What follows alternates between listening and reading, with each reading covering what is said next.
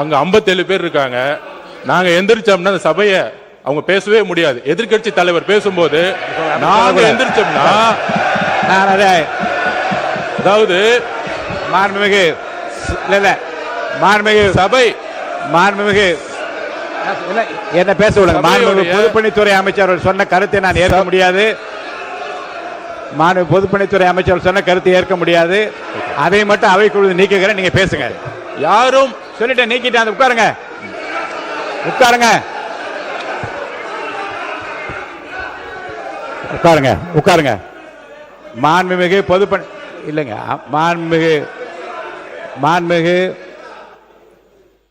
மாண்புமிகு பொதுப்பணித்துறை அமைச்சர்கள் கடைசியில் கூறிய வாசகம் மற்றும் நீக்கப்பட்டு சொல்லிவிட்டேன். நீங்க உட்காருங்க உட்காருங்க உட்காருங்க. நீங்க எனக்கு புரியல. கொறடா அவரா இல்ல நீங்களான்னு எனக்கு தெரியல. உங்க கொறடா நிக்கிறார், நான் நிக்கிறேன். நீங்க தொடர்ந்து பேசினா என்ன அர்த்தம்? மாண்புமிகு பொதுப்பணித்துறை அமைச்சர்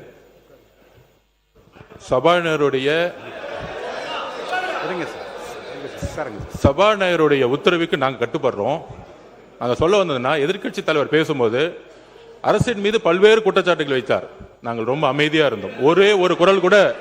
ஒரு குரல் கூட நாங்க பேசல. ஆனால் ஒரு ஜனநாயகப்படி எங்களுடைய கருத்துக்களை கேட்க வேண்டும். அதற்கு எதிர்க்கட்சி தலைவராக இருக்கும் கொறடாவும் அதுக்கு ஒரு ஆணையிடணும். நாங்க எந்திரிச்சு பேசும்போது குரல் கொடுக்கிறது அவைக்கு உடைய மரபு மீறிய செயல்ங்கிறத நான் திரும்பி பதிவு பண்றேன். அப்ப ஆதாரத்துடன் பேசுறேன். இப்பொழுது எதிர்க்கட்சி தலைவராக இருந்தவர் அன்றைக்கு டெப்டி சிஎம் இருந்தாரு. திமுக ஆட்சியுடைய இந்த போதை பழக்க வழக்கம் இந்த 100 நாளை ஏற்படுத்த முடியாது. இந்த போதை பழக்க வழக்கம் நாங்கள் திருப்பியும் பதிவு பண்றோம். 2020 வரைக்கும் 2020க்கு முன்பு தமிழ்நாட்டில் போதை கலாச்சாரம் இல்லை, உறுதியாக நாங்கள் கூறுகிறோம். ஆனால் இந்த கலாச்சாரம் எங்க ஆதாரம் இங்க இருக்கு. ஆதாரம் ஒரு பேச விட சொல்லுங்க. தைரியம் இருந்தால் என்ன பேச சொல்ல விடுங்க. பேசுங்க பேசுங்க. உண்மை இருந்தால் அமைதியா இருக்கணும். உண்மையற்றவர்கள் தான் சவுண்ட் கொடுப்பாங்க. உண்மை இல்லைன்னா பயம் எந்திரிச்சு கத்த ஆரம்பிச்சிருவாங்க. எங்க பக்கம் உண்மை இருக்கு, என்கிட்ட உண்மை இருக்கு. ஒரு போதை கலாச்சாரம் தமிழ்நாட்டில் அதிகமா உருவாச்சுன்னா எங்க முதல்ல பிரச்சனை வரும்னா, குழந்தைகள் மீது பாலியல் வன்கொடுமை உருவாக்கப்படும். போதை கலாச்சாரம் உருவாகும் பொழுது குழந்தைகள் மீது பாலியல் வன்கொடுமை அதிகமாகும். இதுதான் ரெண்டுத்துக்கான நெருக்கம். அதுல 2020 தமிழ்நாடுடைய காவல்துறை அறிக்கை சொல்றேன். 2020 4338 கேஸ் போஸ்கோ வழக்கு. 2021 6064, கிட்டத்தட்ட 2000 கேஸ் இன்க்ரீஸ் ஆயிருக்கு. 2022 6580 கேஸ். 2023 6968 கேஸ். 2023 2024 குறிப்பாக இதை நோட் பண்ணிக்குவாங்க மாண்புமிகு பேரவைத் தலைவர்களே.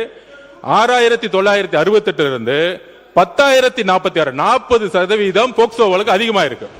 அப்பொழுது இப்ப நாங்க ஆன்டி ட்ரக்ஸ் போர்ஸ் போட்டிருக்கோம். எங்களுடைய முதலமைச்சர் பிரச்சாரத்தை உருவாக்கி இருக்காங்க.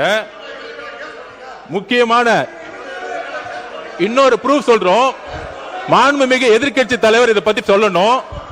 முக்கியமான ஒரு ப்ரூஃப், பாலியல் தொந்தரவில் 2.5 வயது பெண் குழந்தை பலி.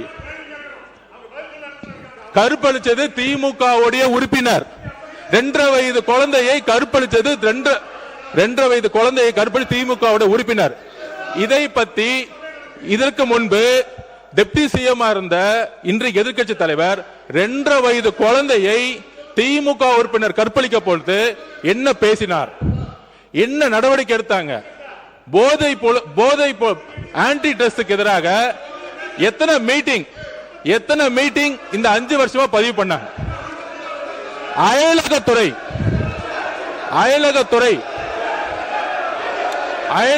என்பது நீங்க உட்காருங்க.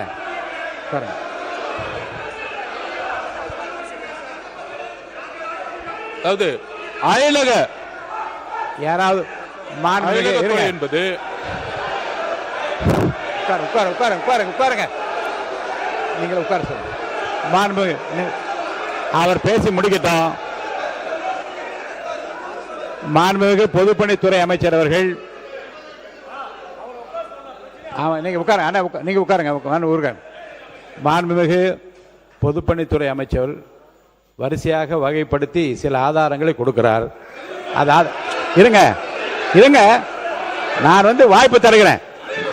அவர் பேசி முடித்ததும் உங்களுக்கு வாய்ப்பு தருகிறேன். நீங்க சொல்லுங்க, பதில் சொல்லுங்க. விவாதமே கூடாது என்றதல்ல. மாண்பு உறுப்பினர் பாருங்க, 55 விதியின் கீழ் 55 விதியின் கீழே கருத்து சொல்வதற்கு நான் அனுமதி அளித்திருக்கிறேன். அவர் கருத்து சொல்றாரு. அதில் மாறுபட்ட கருத்து இருந்தால் உங்களுக்கு நான் அனுமதி தரேன். நீங்க பதில் சொல்லுங்க. உட்காருங்க உட்காருங்க. இப்ப பொதுப்பணித்துறை முடிச்சிருங்க. பொதுப்பணித்துறை அமைச்சர் முடிங்க. அடுத்து உங்களுக்கு தரப்போறேன். உட்காருங்க உட்காருங்க உட்காருங்க. நீங்க கொடுங்க. இருக்க விதிப்படி தான் நடத்துறேன். நீங்க வாங்க. நீங்க ஓகே.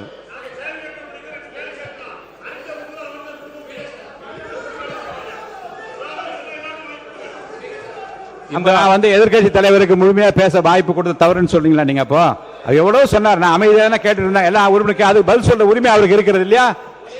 இல்லைங்க. மாண்பு எதிர்கட்சி தலைவர் பேசுகிற போது கவன ஈர்ப்பு தீர்மானத்தை தாண்டியும் தமிழ்நாடு முழுவதும் நடந்த பல சம்பவங்களை சொல்லுகிற போது அமைதியா கேட்டு அதுக்கு பதில் சொல்வதற்கு உரிமை ஒரு கலெக்டிவ் ரெஸ்பான்சிபிலிட்டி மந்திரிகளுக்கு இருக்கிறது. முதலமைச்சர் இல்லாவிட்டாலும் கூட ஒரு கலெக்டிவ் ரெஸ்பான்சிபிலிட்டி அடிப்படையில் அமைச்சர்கள் பதில் சொல்லுவார்கள். அவர் பேசி முடிக்கிட்டு உங்களுக்கு தர வாய்ப்பு தர பேசுங்க. வாய்ப்பு தர பேசுங்க. சொல்லுங்க. மாண்புமிகு பேரவைத் தலைவர்களே, இந்த ஆதாரங்கள் எல்லாம் திமுக ஆட்சியில் போலீஸ் கொடுத்த அறிக்கை. இது தமிழக வெற்றி கழகத்தோட அறிக்கை கிடையாது. இது போலீஸ் முன்னாள் முதலமைச்சர் மு க ஸ்டாலின் அவர்கள் ஹோம் மினிஸ்டரா இருக்கும் பொழுது அன்றைக்கு கொடுத்த டிஜிபி, அன்றைக்கு கொடுத்த இருந்த எஸ்பிக்கள் கொடுத்த ஆதாரம். இது போக்சோ வழக்கு கிட்டத்தட்ட 40-60% ஒவ்வொரு ஆண்டும் ஏறி இருக்கு.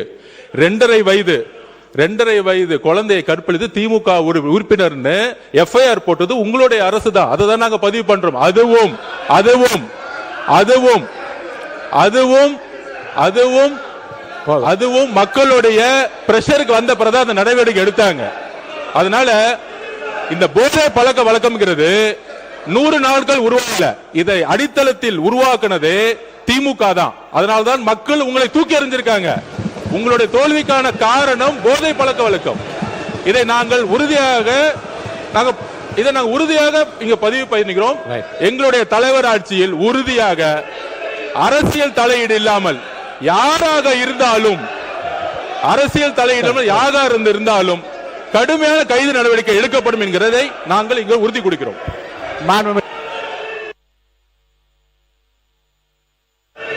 மாநிலத்துறை அமைச்சர் அவர்கள் பேசிய பிறகு மாநில எதிர்கட்சி தலைவர் அவர்கள் நீங்க தொடர்ந்து இதை உங்கள் கருத்துக்கள் நீங்க பதிவு செய்யலாம்.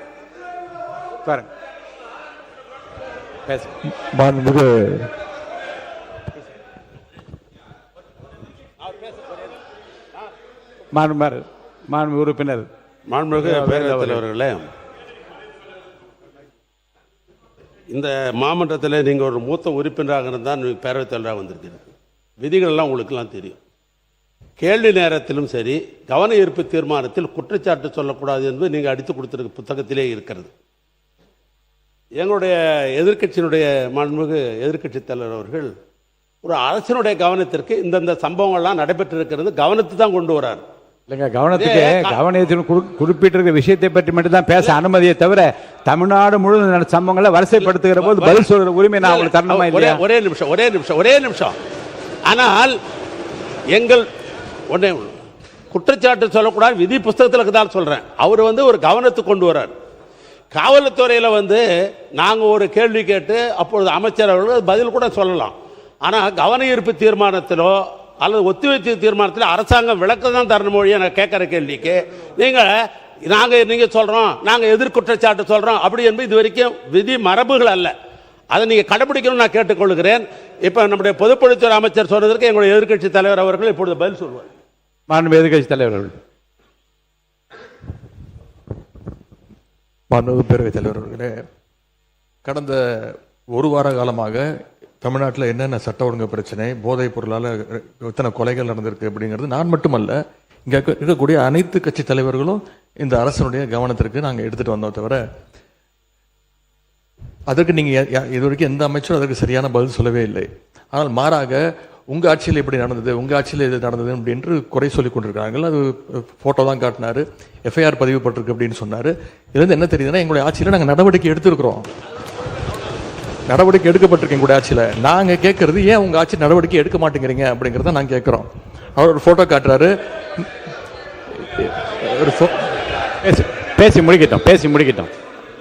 அமைச்சர் அவர்கள் ஒரு போட்டோவை காட்டினாரு. இன்னொரு வீடியோ ஒன்று இருக்கு, அது எல்லாருமே பார்த்தாங்க, ஒட்டுமொத்த இந்தியாவே பார்த்துச்சு, உலகம் முழுக்க பார்த்தாங்க. இருக்கக்கூடிய அமைச்சர் ஒருத்தர் போதைப் பொருள் வந்து பவுடராக நுணுக்கி அதை என்ன பண்ணாருங்கிறத விளக்கம் கொடுத்துட்டார். போதும், அது விளக்கம் கொடுக்கவே இல்லை. விளக்கம் கொடுத்துட்டார், முடிஞ்சு போச்சு. அதை பற்றி பேச வேணாம். அவைக்குள்ள அதை மட்டும் நீக்கி விடுகிறேன். நீங்க பதில் சொல்லியாச்சு, உட்காருங்க. திரும்ப அதை பற்றி பேச வேண்டாம். கடந்த அவங்க திருப்பி குற்றச்சாட்டு வைக்கும்போது நாங்கள் வந்து குற்றச்சாட்டு வைக்குவோம். அது மட்டும் இல்லை, கடந்த 5 ஆண்டுகளாக போதைப் பொருட்களை ஒழிக்க நாங்கள் எங்களுடைய தலைவர், எங்களுடைய முதலமைச்சர் சரியான நடவடிக்கை எடுக்கவில்லை என்ற ஒரு கருத்து இங்கே வைக்கப்படுகிறது. அது தொடர்பாக சில கருத்துக்களை இங்கே நான் கூற விரும்புகின்றேன். ஆட்சிக்கு வந்த ஒரே ஆண்டில் எங்களுடைய தலைவர் அவர்கள் போதைப் பொருள் இல்லா தமிழ்நாடு என்ற இலக்கோடு மதுவிலக்கு அமலாக்கத்துறையையும் நார்காட்டிக்ஸ் இன்டெலிஜென்ஸ் பியூரோ சிஐடி என்ற இரு பிரிவுகளை ஒன்றிணைச்சு இபிசிஐடி என்ற புதிய பிரிவை உருவாக்கினவர் எங்களுடைய தலைவர் திரு முத்துவேல் கருணாநிதி ஸ்டாலின், அன்றைய முதலமைச்சர் அவர்கள். அவர் அன்றைக்கு அப்படி செயல்பட்டதால் தான் கடந்த 5 ஆண்டு கால திராவிட மாடல் ஆட்சியில் இதுவரை இல்லாத அளவுக்கு ஒரு விழிப்புணர்வை ஏற்படுத்தி போதைப் பொருட்களை தொடர்ந்து எங்களுடைய அரசு பறிமுதல் செஞ்சது. இது தொடர்பான புள்ளி விவரங்கள் தேவைப்பட்டாலோ அவர்கிட்ட இருக்கு, அமைச்சர்கிட்ட இருக்கு. கூடுதல் தகவல் தேவைப்பட்டாலோ அதை நாம் எங்கேயும் போய் தேட வேண்டிய அவசியம் இல்லை. இந்த ஆட்சியில் இன்றைக்கு சென்னை மாநகர கமிஷனராக நியமிக்கப்பட்டுள்ள திரு அமல்ராஜ் ஐபிஎஸ் அவர்கள்கிட்ட இந்த அரசு கேட்டுச்சுன்னா அவரே இந்த தகவல்களை தெளிவாக எடுத்து கொடுத்துருவார். ஏன்னா அவர் தான் இன்னைக்கு கமிஷனர் இருக்கிறாரு. இந்த இபிசிஐடி பிரிவை தலைமையேற்று நடத்தியவரும் அவர் தான். அவர்கிட்ட கேட்டால் கரெக்டாக சொல்வார், எத்தனை டன் கஞ்சாவை பறிமுதல் பண்ணோம், எத்தனை பேரை நாங்கள் கைது செஞ்சுருக்கிறோம், சிறப்பு புகார் எண்கள் எத்தனை அறிவித்தோம், விழிப்புணர்வு நிகழ்ச்சிகள் எல்லா டேட்டாவும் அவர்கிட்ட இருக்கு. ஒருவேளை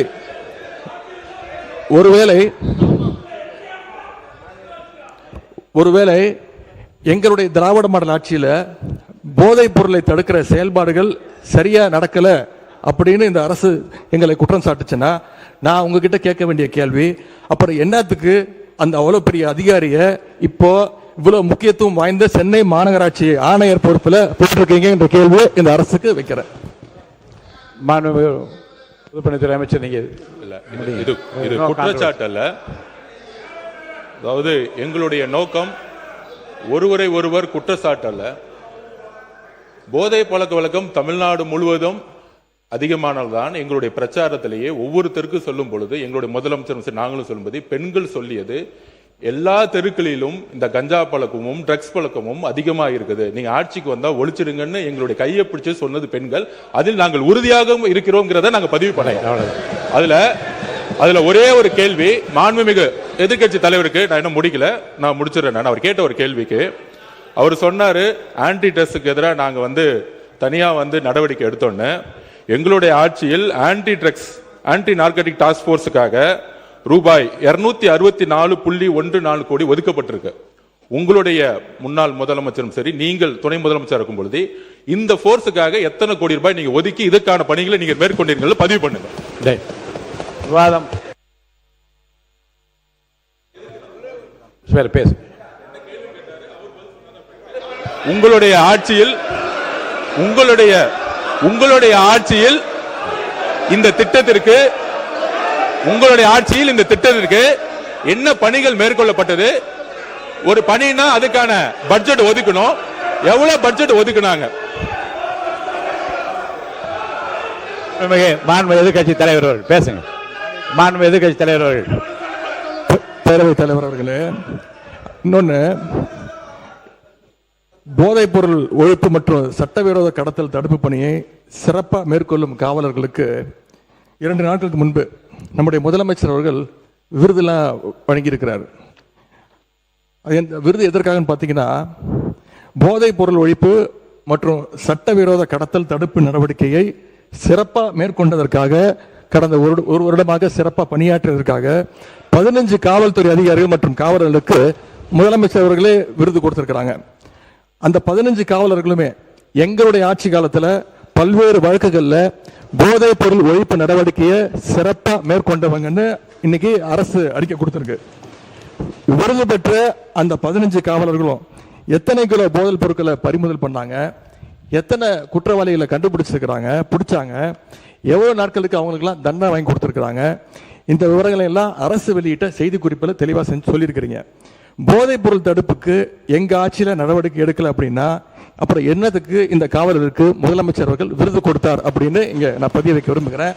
அதே போல அமைச்சர் அவர்கள் சில கேள்விகளை கேட்கிறாரு. அமைச்சர்கள் கேட்கிற கேள்விக்கு தான் நான் தான் பதில் சொல்லணும் அப்படின்னு அடம்பிடிக்கிறாரு. இன்னைக்கு நான் நம்முடைய அனைத்து கட்சி தலைவர்கள், அத்தனை பேர் எதிர்கட்சி தலைவர்கள்லாம் இன்னைக்கு இந்த என்ன சட்டம் ஒழுங்கு சம்பந்தமா பேசிட்டு இருக்கிறோம். அந்த சம்பந்தப்பட்ட அமைச்சர் இங்க இருக்கிறாரு, அவர் ஏன் இப்ப பதில் சொல்ல மறுக்கிறாரு என்பதை நான் கேட்க விரும்புகிறேன். மாண்புமிகு உறுப்பினர் ராஜேஷ் ஒரு நிமிஷம் உட்காருங்க. ராஜேஷ் என்ன உங்க தொகுதின்னு ஏதோ சொல்ல வந்தீங்க, என்ன பிரச்சனை சொல்லுங்க. மாண்புமிகு பேரவைத் தலைவர் அவர்களே, இந்த கவன ஈர்ப்பு தீர்மானமானது அமுதனை பற்றியது. அமுதன் பார்த்தீங்கன்னா சகலாபுரம் சட்டமன்ற என் தொகுதி சார்ந்த மாணவன் தான். கள்ளக்குறிச்சி மாவட்டத்திலிருந்து அதிகப்படியாக மாணவர்கள் கோயம்புத்தூர் கல்லூரியில தான் படிச்சுட்டு வராங்க பல ஆண்டு காலமா. ஏன் இதை வலியுறுத்தனா, இந்த போதை பழக்கத்தால அமுதன் இறந்தாருன்றது மாற்று கருத்தே இல்லை. போதை பழக்கம் அந்த அடிச்சு கொண்ட பசங்க எல்லாமே போதை பழக்கத்தில் தான் இருந்தாங்க. அந்த 20 பேருமே போதைப் பொருள் பயன்படுத்திய கல்லூரி மாணவர்கள். அவர்கள் ஒன்றும் கொலை குற்றவாளி கிடையாது. நான் ஏன் இதை சொல்றேன்னா 100 நாள்ல இந்த போதை பழக்கத்தை கத்துக்கிட்டாங்க. நாங்க உங்க ஆட்சியில சொல்ல வரல. நீங்க எதுக்கு எடுத்தாலும் அம்மாவின் ஆட்சின்றீங்க. இந்த கொலை குற்றம் நடந்திருக்கு. அந்த பாதிக்கப்பட்ட அமுதன் தரப்புக்கு தேவையான உதவி செஞ்சுட்டீங்க, அரசாங்க வேலை தரேன்ட்டீங்க, நியாயமானது. ஒன்னே ஒண்ணு மட்டும் சொல்லிக்கிறேன், இந்த போதை பழக்கம் எங்க இருந்து வருது?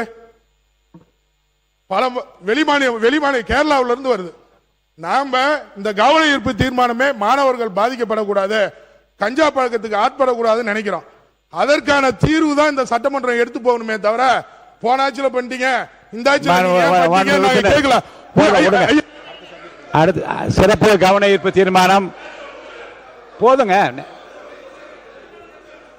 நீங்க உங்க தொகுதின்னு சொன்னதுனால உங்களுக்குரிய இடம் தர வேண்டும் என்று அனுமதித்தான் போதும்.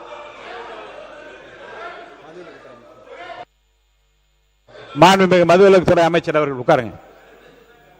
மாண்புமிகு பேரவைத் தலைவர் அவர்களே, மாண்புமிகு எதிர்க்கட்சி தலைவர் சொன்னார் இந்த மாதிரி 15 காவலர்களுக்கு சிறப்பு விருது கொடுத்தோன்னு. இது ஒன்றும் புதிய நடைமுறை கிடையாது. வருடம் புரட்சி தலைவி அம்மா காலத்திலிருந்தே இது கொடுத்துட்டு தான் வராங்க. அதனால போதை தடுப்புக்கு எந்த ஒரு நடவடிக்கையும் எடுக்கல. எதை வச்சு சொல்றேன்னா, அந்த கஞ்சா உட்பட பல பொருட்களை பறிமுதல் பண்ணாங்க. நாங்க இந்த 100 நாட்கள் அதை விட அதிகமா நம்ம தமிழக வெற்றி கழகம் ஆட்சி பறிமுதல் பண்ணியிருக்கு. அதுக்கான டேட்டாவை மானிய கோரிக்கையில நிச்சயம் நாங்கள் சொல்லுவோம். மாண்புமிகு எதிர்க்கட்சி தலைவர் முடிச்சிடலாம், 1 மணி நேரம். நீங்க சொல்லுங்க. என்ன தவறான தகவலை இங்க பதிவு வைக்கிறீங்க? இந்த திட்டத்தை கொண்டு வந்தது எங்களுடைய தலைவர் 2023ஆம் ஆண்டு தான் அறிமுகப்படுத்தப்பட்டது. எல்லாம் தெரிஞ்சுட்டு பேசுங்க. மாண்புமிகு உறுப்பினர் போதும். ஏறத்தாழ 1 மணி நேரம் இந்த பிரச்சனை எவ்வளவு முக்கியத்துவம் வாய்ந்தது என்பதற்காகவும் மாண்புமிகு உறுப்பினர் சொன்னாரு கேரளால இருந்து இது நிறைய சப்ளை ஆகுதுன்னு.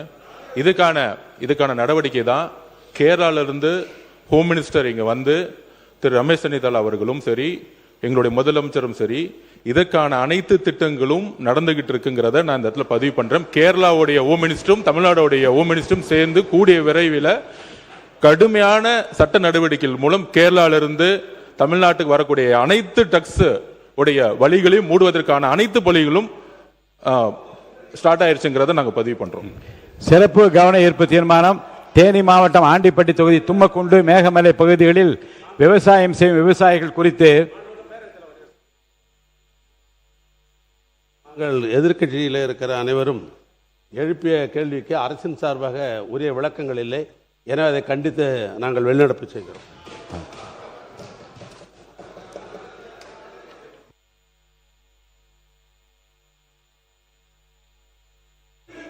தேனி மாவட்டம் ஆண்டிப்பட்டு தொகுதி இதை கொஞ்சம் சத்தம் போடாது போங்க. இல்லை போகலாம், கொஞ்சம் அமைதியாக போங்க. அனுமதிக்கிறேன், போட்டோம் போட்டோம், கொஞ்சம் அமைதி.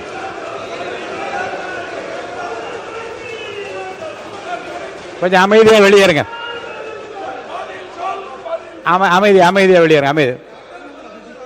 வாங்க அமைதி வாங்க.